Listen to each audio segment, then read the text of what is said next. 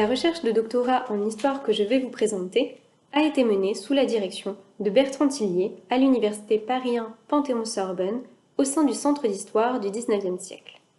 Ma thèse, soutenue en décembre 2023, s'intitulait La sauvegarde à l'œuvre, Grande guerre et politique patrimoniale en France. Il s'agissait d'étudier les politiques de protection du patrimoine mises en œuvre par les autorités publiques françaises durant la Grande Guerre et les conséquences de celle-ci dans l'après-guerre.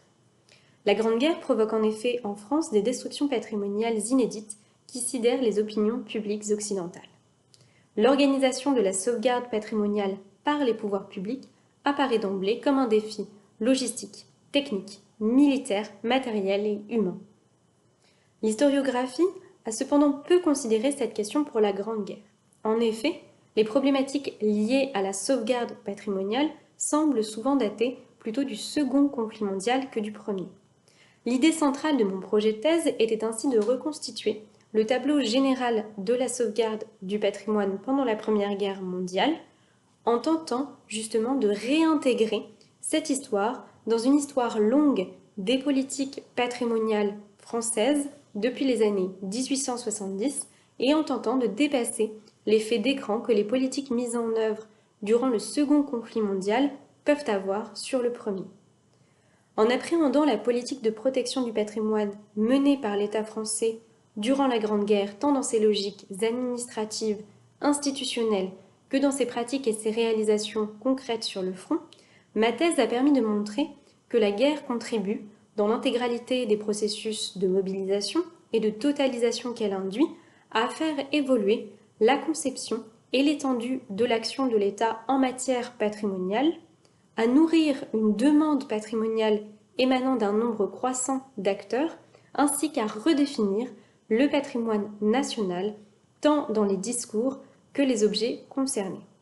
En outre, j'ai étudié dans ma thèse en particulier la structure du service de protection des monuments et œuvres d'art en zone des armées, qui est un service qui est établi conjointement en 1917 par le ministère de la Guerre et le ministère de l'Instruction publique et des Beaux-Arts.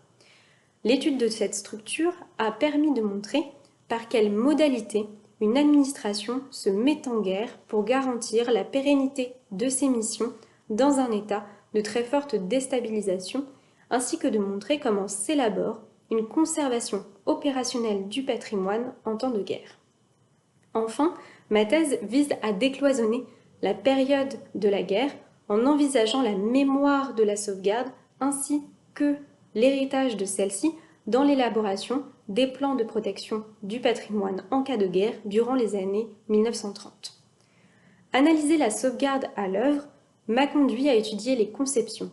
les doctrines, mais aussi à porter attention aux acteurs, à leurs pratiques, à leurs représentations, ainsi qu'à l'évolution de celles-ci au cours de la guerre afin d'écrire une histoire culturelle et politique de la sauvegarde du patrimoine, mais aussi une histoire du goût, une histoire des pratiques, une histoire technique et logistique, dépassant ainsi la stricte histoire administrative et institutionnelle de la sauvegarde du patrimoine en temps de guerre.